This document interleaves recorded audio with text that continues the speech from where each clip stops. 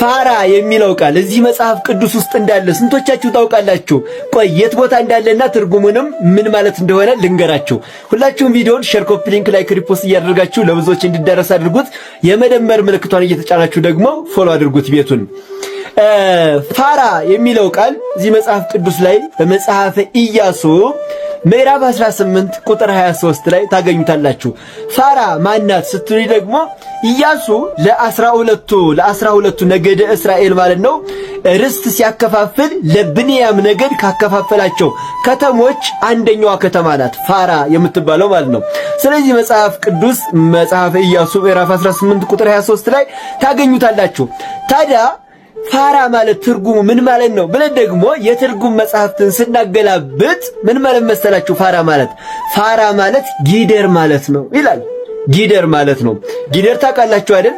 ትልቅዬ ሴት ጥጃ ማለት ነው። ገና ላም ያልሆነች ማለት ነው ጊደር ማለት እና ፋራ ማለት ትርጉሙ ጊደር ማለት ነው። በመጽሐፍ ቅዱስ ውስጥ ደግሞ ለብንያም ነገድ ከተከፋፈሉ ከተሞች አንደኛዋ ፋራ ትባላለች ማለት ነው። በእኛ ቋንቋ እንግዲህ ፋራ ማለት ምን ማለት ነው? ያልነቃ ምናምን እንደዚያ ነው። ሐሳብ አስተያየታችሁን ኮሜንት ላይ አስቀምጡልኝ። ሼር፣ ኮፒ ሊንክ፣ ላይክ፣ ሪፖስት እያደረጋችሁ ለሁሉም አዳርሱት። ቤቱን ፎሎ አድርጉ። እወዳችኋለሁ። ክብር በሉልኝ። እንግዲህ የተኩስ አቁም ስምምነቱ ስለቀረ ለዚህ ሰውዬ ደግሞ በጣም እመጣበታለሁ። ይሄ ፓስተር ስሙት ለኢትዮጵያ ኦርቶዶክስ ተዋሕዶ ቤተክርስቲያን መልእክት አስተላልፏል። እመጣበታለሁ። ብዙዎች ቴዲን ስለተናገረው ነው ወይ ዘመዴ ብላችሁኛል። ምን ያገባኝ? ቴዲን ዓለም ይጩህበት ምን ይጩህበት? ቴዲ 18 ዓመት ያለፈው ሙሉ ሰው ነው። ራሱ ይመልስ። እኔ ቴዲ ጠበቃ ነኝ እንደ አይደለሁም። ይህን ሰውዬ ግን አለቁ የማለቅበትን ምክንያት እንስማው። ይሄ ወጠጤ፣ ይሄ ፍንዳታ፣ የሰንበት ጽንስ የሚለውን እንስማው። ለኢትዮጵያ ኦርቶዶክስ ተዋሕዶ ቤተክርስቲያን ጥብቅ መልእክት አለኝ። ቤተክርስቲያን የወንበዴ ዋሻ አይደለችም። የዘፋኝ ዋሻ አይደለችም። የዘፈን ዋሻ አይደለችም። ቤተክርስቲያን የእግዚአብሔር ቤት ናት። ቤተክርስቲያኗ የዘፋኝ አድናቂ አይደለችም። ቤተክርስቲያን የዘፋኝ ደጋፊ አይደለችም። ዘፋኝን በካባ የምትሸልም አይደለችም። እንመጣበታለን። አሁን እሱም እንግዲህ አሁን ቴዲ አፍሮ ዘፈኑን ማውጣቱን ተከትሎ ሁለት የፈጠጡ ነገሮች ወጥተዋል። ይሄም የፕሮቴስታንቱ ኃይል መንግስታችን ተነካ ብሎ ከሱሉልታ፣ ከሰበታ፣ ከወላይታ ነቅንቀው መጥቷል። መንግስታችን ተነካ ብሎ ማለት ነው። ፓስተሮቹ በተለይ እልል ብለው ነው የመጡት። ስለዚህ ለይቷል። ፕሮቴስታንቱ ፈንኗል ማለት ነው። አለቀ። ስርዓቴ ብሎ ቆሟል። ይህ መለየቱ ደግሞ በጣም ጥሩ። ኦኬ የጴንጤው ዓለም ምን ያህል ግብዝ እንደሆነ ምን ያህል በመርህ እንደማይመራ እና ምን ያህል ራስ እንደሌለው ኦርጋናይዝድ የሆነ አስተዳደር እንደሌለው ማንም እንደፈለገ እንደሚፈነጭበት ላሳያችሁ። ከ3 ከ4 ዓመት በፊት ዲሽታ ጊና ከአይኮን ጋር ሊዘፍን ነው ተብሎ የሁሉ አቧራ ትዝ ይላችኋል አይደል? እዩ ጩፋ መድረክ ላይ እንትን ብሎ ጸልዮለታል። እዩ ጩፋ ማለት ያው ሱራፌል ማለት አውጥቶ መድረክ ላይ እኔ ቪዲዮን ካገኛችሁ ዲኤም አድርጉልኝ እስቲ። በጣም በሌላ በኩል የኦሮሚያ የዋሃቢ እስላሞቹም እነሱ አፍጥተው ተነስተዋል። ሁለቱም በቴዲ ጉዳይ ኦሮሞና የዚህ የተከታታ አይደለም። ሁለቱም ግን እየከሰሱ ያሉት ቤተክርስቲያኒቷ በሲኖዶስ ወስና ቴዲ አፍሮ ዝፈን፣ ይሄን ግጥምና ዜማ በጣም ተጫዋተው፣ ይሄኛውን የግዕዝ ቃል ተጠቀም፣ ይሄኛውን እንደዚህ አድርግ ብላ ከዛ ምዕመናኑ በተሰበሰቡበት እባክህ እንግዲህ ሄድ ልከንሃል፣ ቀብተንሃል ምን ትሲዬ ብለው ይላሉ። እንዲህ ሲቀቡ የነበሩት እነሱ ናቸው። በታሪኩ ዲሽታ ጊናን መድረክ ላይ ጠርተው መድረክ ላይ አምጥተው በላዩ ላይ ዘይት አፍሰው ብለው በካራቴ መጥተው ሸክ አድርግ ብለው የትላንቱን ቲክቶክ ላይ ይሁት ሙሉውን እመጣበታለሁ። በቴሌቪዥን ነው እመጣበታለሁ። ታሪኩ ዲሽታ ጊና ማለት ደቡብ ላይ የአሪዎች እዛ ጂንካ ላይ የአማራና የኦርቶዶክስ ብሔሮችን እንዴት አሳዶ እንደጨፈጨፈ እንዴት እንዳፈናቀለ ወጣቶችን አሰባስቦ ይሄ የጠንቋይ ሃይማኖት ብሎ እንዴት እንደጨፈጨፈ ጂንካ ያሉትን ሰዎች ጠይቁ። ይህንን ወደ መሬት ላይ ወጥቶ ተናግሯል። ሸክ እያረኩ ቀባኛውንም ሸክ እንዳደርግ እያለ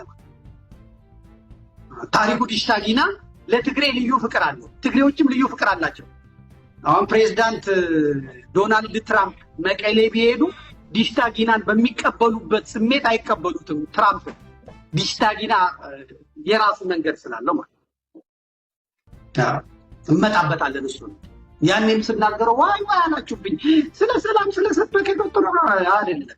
እኛ የምናየው እኔ የማየው ከስዕሉ ጀርባ ያለውን ነው ማለት የተሰጠን ይሄ ነው። ከስዕሉ ጀርባ ያለው ነው። ፊቴ ያለውን አሻንጉሊት አላየው። ፊቴ የሚሰራውን ድራማ ሳይሆን ከጀርባ ማን ነው የሚያንቀሳቅሰው እሱን ነው የምናየው የምንመለከተው። እና እንመጣበታለን። ይሄ አሁን የምታዩት ፎቶውን አምጣልኝ። ይሄ ፓስተር አለከ በማንነት ቀውስ ውስጥ ያሉ ሰዎች እንዴት አድርገው ነው እንደዚህ ኦርቶዶክስ ተዋሕዶ ቤተክርስቲያን ያዝልኝ ፎቶ ነብይ ሱራፌል ይባላል። ያዝልኝ በማንነት ቀውስ የኢትዮጵያ ኦርቶዶክስ ቤተክርስቲያን ናት ካባ እየሸለመች የምትልካቸው ብሎ ተቋሟን አሁን ቤተክርስቲያኗን የሚመሩ ሰዎች ደንታቸው አይደለም። ማንም ምንም ቢናገራቸው እንደው እግሩ ላይ ሊወድቁ ይችላሉ፣ ሄደው ሊሰግዱለት ላይ ይችላሉ።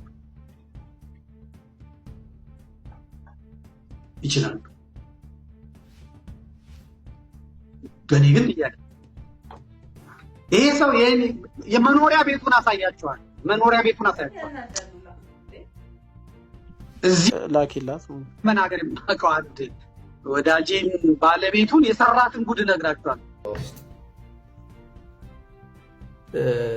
ሲጸልይለት መድረክ ላይ እንግዲህ ዘፈን ወዳጆቼ ቴዲ ሲሆን ደግሞ በጆሮና በአፍ የሚጠቀጠቅ ምናምን እንትን አለ። ይህ ነውር ይባላል። ወንድሙን ገሎ ሚስቱን ባሪያ ናት ብሎ የሚጠቀመው ዋሃብያ በስተቀር የለም። ዋሃቢዎች ማለት የፖለቲካ ተቃዋሚ ሳዑዲ አረቢያ ያቋቋመች ራሱ አሁን ያለፈበት ፋሽን ነው። ይሄ ነገር ይውጣልን ብሎ የከለከለችበት ጊዜ ኢትዮጵያ ሹርጉድ ማድረግ ዋሃብያ ማለት ይሄ ያለ አግባብ ነው። ትላልቅ ዓለም ትላልቅ የነሱ አዋቂ የነበሩት ትላልቅ ከሳዑዲ የታወቁ ዋሃቢዎች ምንድነው የዳሽ አስተሳሰብ ከነሱ የመጣ ነው። የአልሸባብ አስተሳሰብ ከነሱ የመጣ ነው። ጽንፈኝነት ወንድሙን ገሎ ሚስቱን ባሪያ ናት ብሎ የሚጠቀመው ዋሃብያ በስተቀር የለም። ይሄን ያህል ጥልቀት አላቸው። ግን አንናገርም። የሰው መጥፎ መናገር በእኛ ስለተከለከለ አሁን ግዴታ ስለሆነብን ነው። ህዝቡ መጠንቀቅ አለበት። ማወቅ ማንበብ መረዳት አለበት ነው የምለው። የሊቀ መላእክት የቅዱስ ሚካኤልም ጥበቃ ከሁላችን ጋር ይሁን። ዛሬ ባጭር ቃል የማስተምራችሁ በነዌ ልጅ በኢያሱ መጽሐፍ የተጻፈውን የእግዚአብሔር ቃል ይሆናል። ይህም በመጽሐፈ ኢያሱ ምዕራፍ 5 ላይ 3 ቁጥሮች ብቻ ናቸው። ምዕራፍ 5 ቁጥር 13፣ ቁጥር 14፣ ቁጥር 15። ይህም በብሉይ ኪዳን ገጽ 176 እና 177 ላይ የሚገኝ ነው። ቃሉ እንዲህ ይላል። እንዲህም ሆነ ኢያሱ በኢያሪኮ አጠገብ ሳለ ዓይኑን አንስቶ ተመለከተ፣ እነሆም የተመዘዘ ሰይፍ በእጁ የያዘ ሰው በፊቱ ቆሞ ነበር። የተመዘዘ ሰይፍ በእጁ የያዘ ሰው። ኢያሱም ወደ እርሱ ቀርቦ ከኛ ወገን ወይስ ከጠላቶቻችን ወገን ነህን አለው። እርሱም አይደለሁም፣ እኔ የእግዚአብሔር ሰራዊት አለቃ ሆኜ አሁን መጥቻለሁ አለ። የእግዚአብሔር የሰራዊት አለቃ። ኢያሱም ወደ ምድር በግንባሩ ተደፍቶ ሰገደና ጌታዬ ለባሪያው የሚነግረው ምንድነው አለው። ጌታዬ ለባሪያው የሚነግረው ምንድነው አለው። የእግዚአብሔርም ሰራዊት አለቃ ኢያሱን አንተ የቆምህበት ስፍራ የተቀደሰ ነውና ጫማህን ከእግርህ አውልቅ አለው። ኢያሱም እንዲሁ አደረገ። የቅዱስ ሚካኤል ጥበቃ የነብዩ ኢያሱ በረከት በሁላችን ላይ ይደር። ከዚህ ቃል የምንመለከተው ምንድነው? ቅዱስ ሚካኤል ለኢያሱ ተገለጠለት። የሰራዊት አለቃ ሆኜ መጥቻለሁ ያለው ሚካኤል ነው። ቀድሞ ለሙሴ እንደተገለጠ አሁን ለኢያሱ ተገለጠ። እንዲህም ሆነ ብሎ የሚጽፈው በዛ የተነሳ በዘጸአት ምዕራፍ 23 ቁጥር 20 ላይ የእግዚአብሔርን መልአክ እነሆ በፊት እልካለሁ ብሎ ራሱ እግዚአብሔር ለሊቀ ነቢያት ለሙሴ ሲያነጋግረው ተመልክተናል። ወዳዘጋጀሁት ስፍራ ያገባ ዘንድ በመንገድ ይጠብቅ ዘንድ እኔ መልአክን እልካለሁ። በፊቱ ተጠንቀቁ፣ ኃጢአት አትስሩ፣ ይቅር አይልምና አታስመርሩት፣ ስሜ በእርሱ ነው ብሎ ኃያል የሆነውን ቃል ለሙሴ ሲነግረው እግዚአብሔር ተጽፏል። አሁንም ለኢያሱ እንደዛው ተገለጠለት። እዚህ ጋር ግን ለዛሬ የምወስደው ትምህርት ልብ ብላችሁ የምታዩት በመጀመሪያ ኢያሱ የተመዘዘውን ሰይፍ በእጁ ያዘውን በኢያሪኮ አጠገብ ያገኘውን መልአክ ሲመለከተው ሰው ብሎ ነው የሚጽፈው። ምክንያቱም መጀመሪያ ኢያሱ ሰው ነው የመሰለው። ስለዚህ የተመዘዘ ሰይፍ የያዘ ሰው ኢያሱ አንተ ማነህ አለው ነው የሚለው። ምክንያቱም አንድ ሰይፍ የያዘ ሰው መስሎታል። ማነህ? ምክንያቱም በዛ ሰዓት ኢያሱ ሕዝበ እስራኤልን ይዞ ኢያሪኮን ግንብ ለማፍረስ ካህናቱ ታቦቱን ተሸክመው የሚሄዱበት ሰዓት ነበረ። ከኛ ወገን ወይስ ከጠላት አለው። የእግዚአብሔር መልአክም መለሰ አይደለሁም፣ እኔ የእግዚአብሔር ሰራዊት አለቃ ሆኜ አሁን መጥቻለሁ። ሚካኤል መሆኑን ለኢያሱ ገለጸለት። ይሄን ኢያሱ ምን አደረገ? በግንባሩ ድፍት ብሎ ሰገደለት። ምክንያቱም መልአክ ስለሆነ። ወዲያው ኢያሱ አንድ ነገር ተናገረ። ቀደም ማነህ ብሎት የነበረውን አሁን ጌታዬ ለባሪያው የሚነግረው ምንድነው አለ። ምክንያቱም የእግዚአብሔር መልአክትን ክብር ኢያሱ ያውቅ ስለነበር። ከመነጋገራቸውም በፊት መልአኩ ኢያሱን አንድ ነገር አለው። የቆምክበት ምድር የተቀደሰ ነው፣ ስለዚህ የእግርህን ጫማ አውልቅ አለው። ኢያሱም እንዲሁ አደረገ። ከዚህ ምን እንማራለን? አንደኛ የእግዚአብሔር መላእክት ክብር ይገባቸዋል። የእግዚአብሔር መላእክት ስግደት ይገባቸዋል። የእግዚአብሔር መላእክትን ጌታዬ ብለን እንጠራለን። ኢያሱ ኦርቶዶክሳዊ ኢያሱን በዚህ ትምህርት ውስጥ የምታዩት ምንድነው?